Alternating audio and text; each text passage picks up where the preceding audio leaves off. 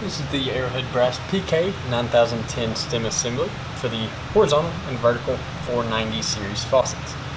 Now the stems come complete with the packing nut, the nylon or plastic washer that's going to sit in between the bonnet nut and the faucet itself.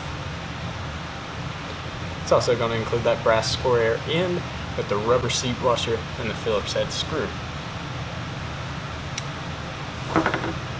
The total length of the 9010 is measured just like any other stem. It's going to be from tip to tip, so into the spines, all the way down to the head of the screw.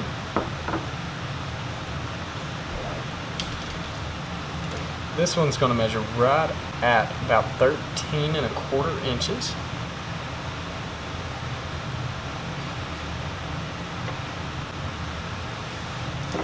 And once again, this is the Arrowhead brass PK9010 stem assembly.